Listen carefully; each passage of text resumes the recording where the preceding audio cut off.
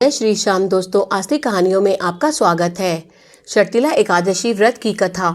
एक समय दालभ्य ऋषि ने पुलस्त्य ऋषि से पूछा कि हे महाराज, पृथ्वी लोक में मनुष्य ब्रह्मा हत्या आदि महान पाप करते हैं, पराये धन की चोरी तथा दूसरे की उन्नति देखकर ईर्ष्या करते हैं, साथ ही अनेक प्रकार के व्यसनों में फंसे रहते हैं, फिर भी उनको नरक प्राप्त नहीं होता। इसका क्या कारण है?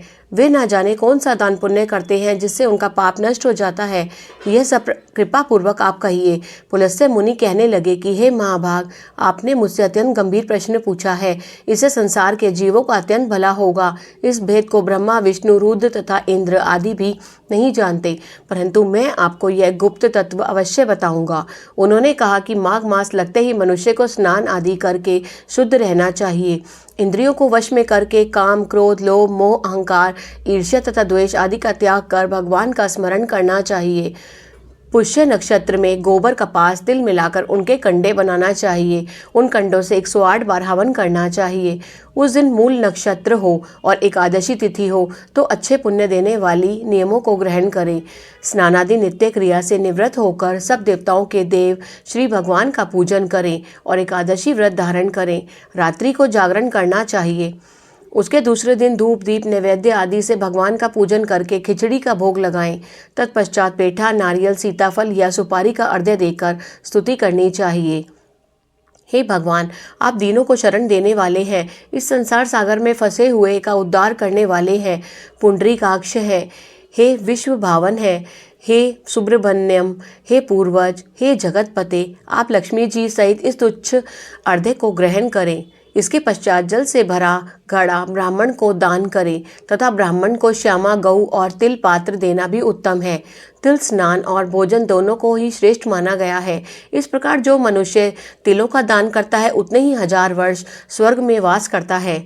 तिल स्नान, तिल का उपटन, तिल का हवन, तिल का तर्पण, तिल का भोजन और तिलों का दान, ये तिल के 6 प्रकार हैं। इनके प्रयोग के कारण ये शर्तिला एकादशी कहलाती है। इस व्रत के करने से अनेक प्रकार के पाप नष्ट हो जाते हैं। इतना कहकर पुलस्त्य ऋषि कहने लगे कि अब मैं तुमसे इस एकादशी की कथा कहता हूँ।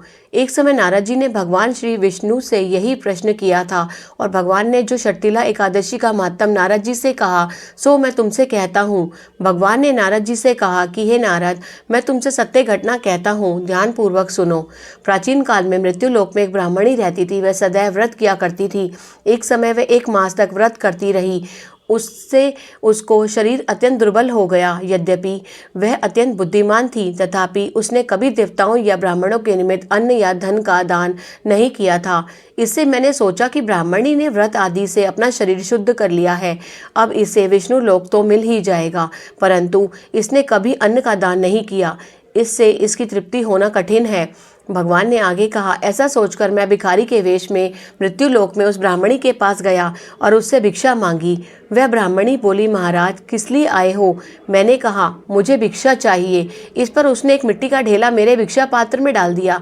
मैं उसे लेकर स्वर्ग में लौट आया। कुछ समय बाद ब्राह्मणी भी शरीर त्याग कर स्वर्ग में आ गई। उस ब्राह्मणी को मिट्टी का दान करने से स्वर्ग में सुंदर महल मिला, परंतु उसने अपने घर को अनादि सब सामग्रियों से शून्य पाया। घबराकर वह मेरे पास आई और कहने लगी कि भगवान, मैंने अनेक व्रत आदि से आपकी पूजा की, परंतु फिर भी मेरा घर अनादि सब वस्तुओं से शून्य है। इसका क्या कारण है? इस पर मैंने कहा, पहले तुम अपने घर जाओ, देव स्त्रियां आएंगी तुम्हें देखने के लिए। पहले उनसे शर्तिला एकादशी का पुण्य और विधि सुन लो, तब द्वार खोलना। मेरे ऐसे वचन सुनकर वह अपने घर गई। जब देवस्त्रियां आईं और द्वार खोलने को कहा तो ब्राह्मणी बोली, आप मुझे देखने आई हो तो शर्तिला एकादशी का महात्म मुझसे कहो। उनसे एक देवस्त्री कहने लगी कि मैं कहती हूँ। जब ब्राह्मणी ने शर्तिला एकादशी का महात्म सुना तब द्वार खोल दिया। देवांगनाओं ने उसको देखा कि ना तो वह गांधर्वी है और ना आसुरी है, वरन पहले जैसी मानुषी है। उस ब्राह्मणी ने उनके कथनानुसार शर्तिला एकादशी का व्रत किया। इसके प्रभाव से वह सुंदर और रूपवती हो गई तथा उसका घर अनादि समस्त सामग्रियों से युक्त हो गया। अतः मनुष्य को मूर्खता त्याग कर शर्तिला एकादशी का व्रत और लोभ न करके तिलादि का दान करना चाहिए। इससे दुर्भाग्य, दरिद्रता तथा अनेक प्रकार के कष्ट दूर होकर मोक्ष की प्राप्ति होती है। जय श्री श्याम।